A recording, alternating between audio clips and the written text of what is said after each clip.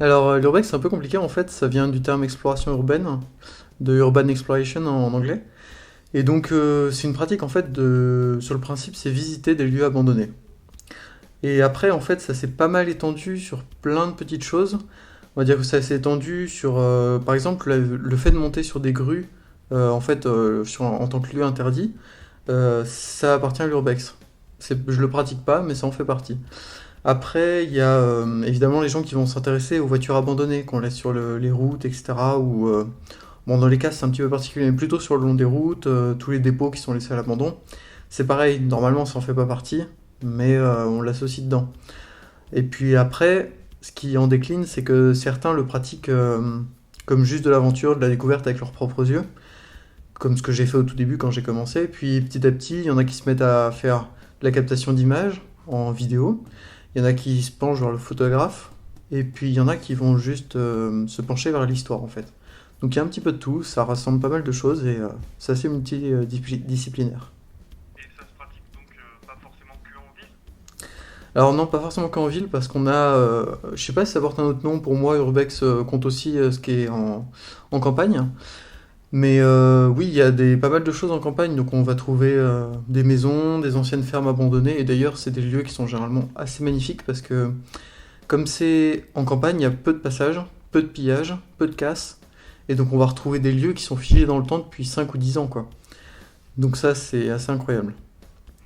Ok. Et toi, ça t'est venu d'où en fait cette passion pour l'urbex? Bah en fait, j'ai toujours aimé les vieux bâtiments en soi. Après, par question d'aventure, comme ça, de curiosité, quand on passe à côté d'un bâtiment abandonné, on est gamin, on rentre dedans, quoi. On est curieux de savoir ce qui s'y passe. Et du coup, je suis rentré, j'ai regardé avec mes yeux, un peu comme de l'aventure, quoi. Et puis, je me suis mis carrément à rechercher des fois l'histoire des lieux, pourquoi c'était abandonné, etc. Sans jamais rien trouver, parce que j'étais encore un peu nul à ce niveau-là. Et puis, en fait, avec le temps, j'ai fait une première visite dans le château de la Forêterie, qui est actuellement en restauration. Mhm. Et j'ai fait une première visite sans faire des photos. Et la deuxième fois, j'ai pris des photos et puis je les ai publiées. Il y a des gens qui ont apprécié, qui m'ont dit mais c'est génial. Enfin, et du coup, je me suis penché un peu sur la question et j'ai vu que ça portait un nom, Urbex, et qu'il y avait d'autres gens qui le faisaient. Donc voilà. Ok. Et donc du coup, tu as commencé à Londres avec ce château-là, et après, maintenant tu fais ça surtout en Sarthe, un peu partout. Alors oui, j'ai commencé avec le château. J'ai fait des grands lieux qui étaient en Sarthe parce que quand on n'a rien fait, bah, on trouve facilement des grands lieux puisqu'on n'en a fait aucun. Et puis petit à petit, je me suis diversifié, j'ai découvert des petits lieux sympathiques et tout. J'ai fait de la Sarthe, donc ville autour du Mans, mais très bien de la campagne aussi un petit peu loin, jusqu'à 1 heure du Mans.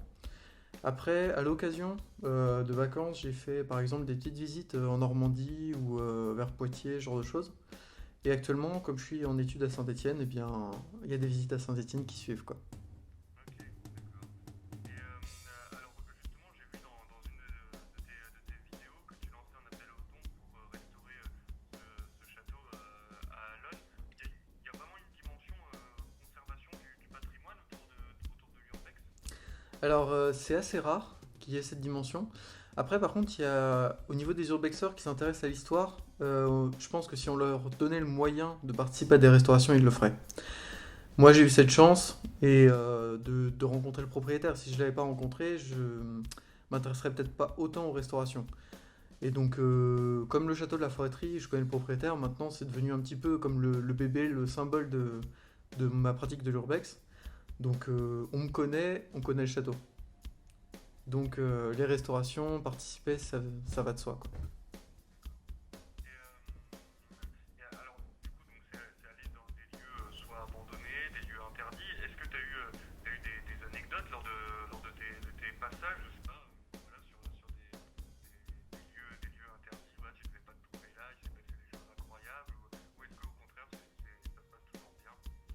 Alors, en général, c'est toujours bien passé.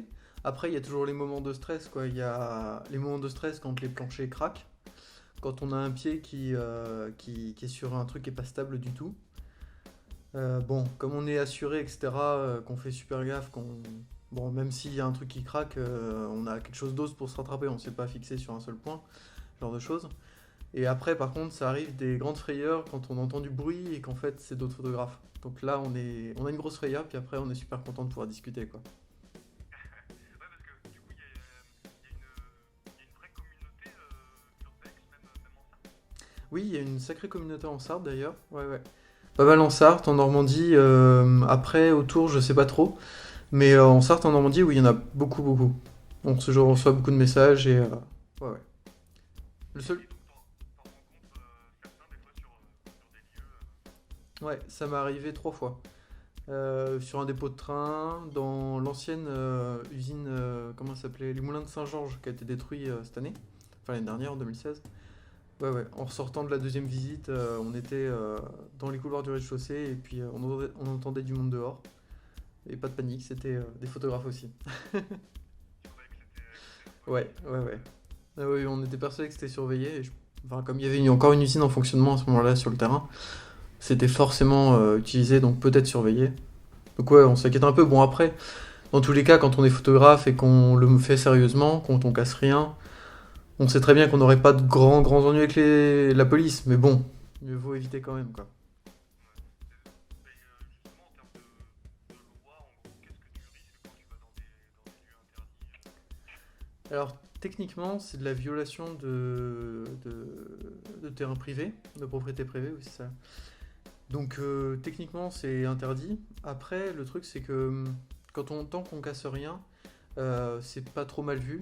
Il y a que les propriétaires, à la limite, qui peuvent le voir assez mal, mais on risquerait des amendes, etc. Mais en France, il arrive, c'est extrêmement rare. On se fait jeter du lieu quand les gens sont contre notre pratique, et puis sinon on en discute, et des fois même au contraire c'est des bonnes choses, puisque même les propriétaires des fois vont se mettre à discuter avec nous, à s'intéresser et à dire c'est génial, ouais, je vais vous faire visiter quoi. Ouais, d'accord, ok. En général, ça se passe bien. Ouais. C'est quoi les lieux qui t'ont, parmi ceux que t'as visités pour l'instant, notamment en Sarthe, c'est quoi les lieux qui t'ont marqué en Sarthe? Alors le château de la Forêterie évidemment. Ouais. Oui. Ensuite il y a eu le moulin de Saint-Georges qui m'a pas mal impressionné. C'est un lieu immense, enfin c'était un lieu immense, vraiment incroyable, difficile d'accès en plus, donc en sensation, etc. Et après, je dirais, c'est pas mal des petites maisons, pas tant les grands lieux que j'ai visités, les hôpitaux, etc. C'est dans des états lamentables parce que tout le monde les connaît, donc c'est dommage, c'est cassé. Mais Notamment l'hôpital Sainte-Croix. ouais, Ouais, c'était. exactement, ouais, ce lieu-là était totalement massacré. C'est l'une des pires visites que j'ai fait d'ailleurs, parce qu'on prend aucun plaisir à visiter, quoi. C'est à la limite, mais du coup, les lieux totalement vierges, même si c'est qu'une seule pièce qui va être préservée, ça c'est incroyable. Après, il y a les tocs de Mazier aussi. Donc là, ouais, j'ai cité 3 lieux avec les noms. C'est exceptionnel, c'est parce que bon, le château de la Forêterie est en restauration, donc il est protégé. Les moulins de Saint-Georges détruits, donc bon, là pour faire de la casse, ça reste limité quoi. Et puis les tocs de Mazie, il est classé et il y a une partie qui est surveillée. Et l'autre partie sera rasée. Donc à donner l'adresse, il n'y a pas grand risque pour le bâtiment. Ok. Et est-ce que par exemple, est-ce que tu fais des études d'histoire un peu en lien avec tout ça ou pas du tout? Même si Alors à côté c'est complètement différent. à côté, en fait, je fais des études d'architecture. Donc il y a un peu de lien. Ok. Pas non plus beaucoup, beaucoup, mais il y a un petit peu de lien. Et puis sinon, je suis en train d'essayer de faire émerger ma boîte en tant que réalisateur vidéo. D'accord. Parce que oui, justement, j'allais te demander, est-ce qu'on peut entrevoir un avenir professionnel en faisant de l'urbex à travers justement la vidéo, ce genre de choses? À travers la vidéo, bah, disons que si l'Urbex nous apporte une expérience vidéo, comme c'est mon cas, oui, après on peut se rediriger vers des autres métiers de la vidéo. En tant que vidéo seule, par contre, l'Urbex, non. Parce que YouTube n'est pas une plateforme faite pour vivre quand on fait un truc particulier comme ça. Déjà quand on fait un truc général, c'est difficile. Mais un truc particulier, c'est encore pire. Par contre, en tant que photographe, si l'Urbex est notre type de photographie, et qu'on est bon photographe, oui, c'est envisageable de vivre en tant que photographe. Je connais un photographe pro dont sa spécialité est l'urbex. Ah ouais, d'accord. Dernière question, c'est quoi tes projets pour la suite par rapport à cette chaîne YouTube, etc. Alors là, il y a 2 projets qui devraient émerger. Bon, déjà, la première chose, c'est que Actuellement, c'est des formats pas mal diaporama, plus que vidéo. À l'avenir, il y aura de plus en plus d'extraits vidéo, de vues GoPro, etc. Peut-être même des instants discussion où je parle un peu de comment, enfin, des sensations que transmet le lieu quand on y est, en fait, ce que je ressens, ce genre de choses. Donc ça, c'est le premier point qui devrait arriver petit à petit. Et j'espère qu'il sera bien installé d'ici septembre pour l'année prochaine. Et après, je trouve ça dommage que l'urbex, le monde de l'urbex en général se limite en fait à l'urbex. Et ça, je trouve ça un petit peu dommage que les photographes d'urbex ne regardent pas les autres types de photographies, ou du moins qu'ils n'osent pas le montrer parce que la communauté c'est urbex, c'est urbex. Du coup, j'aimerais briser ça et puis d'ici quelques semaines, quelques mois, je devrais incorporer des petites présentations de photographies autres que d'urbex, ainsi que des vidéos pour expliquer un petit peu des techniques de photographie pour faire de belles photos assez simplement, etc. Afin de diversifier un peu le contenu tout en gardant l'axe principal qui est l'exploration urbaine.